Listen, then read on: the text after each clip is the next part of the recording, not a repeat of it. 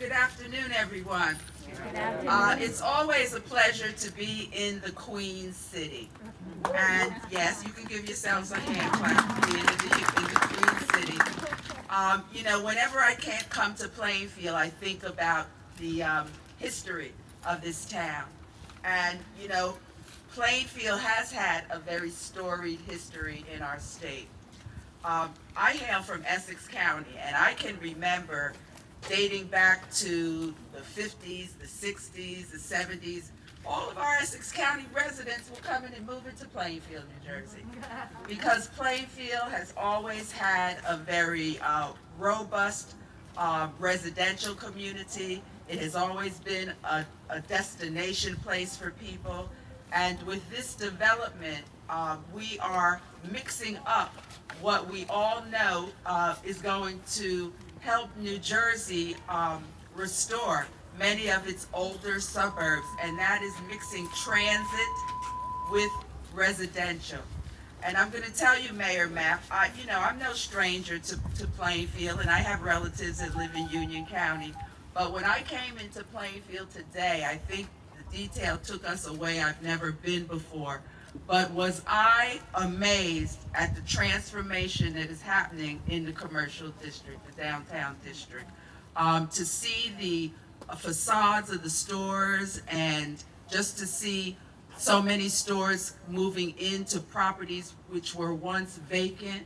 I think it bodes well for the city of Plainfield that you are well on your way to revitalization. So Mayor Mapp, I want to give you a hand clap for that. So we've got 2 train stations, and we know that transit-oriented development gets to be very important. I can remember going back several years when Mayor Mapp had to address the issue that they wanted to do development here, but it was in a flood zone. And I don't think you will appreciate the significance of the Department of Environmental Protection working with the governor's office and working with Mayor Mapp and his team, making this possible. And I would too also like to thank the developers for hanging in there with it, because we're here today because of that. Valerie, it's good to see you here in Plainfield, although Mayor Mapp stole you from the city of East Orange. And I'm very happy to see our councilwoman from East Orange, Madam Claiborne, who is here too, Brittany. And I'm sure they're a good addition to your team, Mayor. The apartments that will be built here are going to provide, as the mayor made reference to, a desirable place for people to live. And I'm certain that amenities will be built into the development, and it is going to spur revitalization in this entire area. Because when you have a residential development, then people want to purchase goods and services. They want little cafes and restaurants in their neighborhoods and places where they can buy the things for daily living. So this development, 1000 North, is certainly going to spur development. The other thing that I want you to have an appreciation of is that this is an opportunity zone.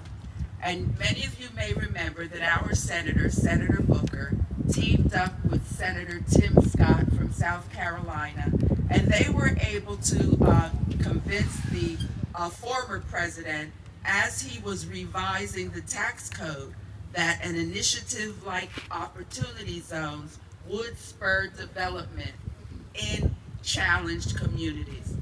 I don't know if Valerie has had the opportunity, or Mayor Mapp, to meet Dr. Chris Wheeler, who works in the Department of Community Affairs. But for us at DCA, Opportunity Zone Initiative rests in my department, and Dr. Chris Wheeler, I call him my brainiac.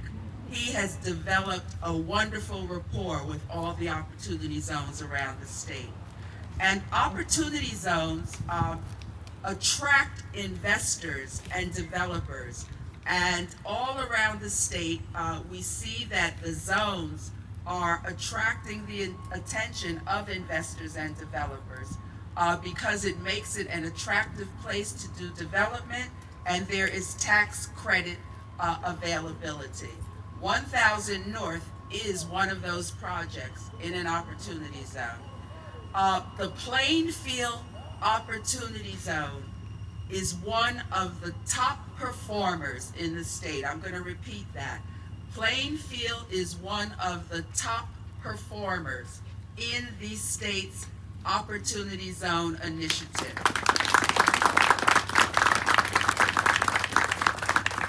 And when we look at the stats, Plainfield's post-designation, the percentage increase in total permitted construction value is evidence that the zone have helped stimulate new activity here.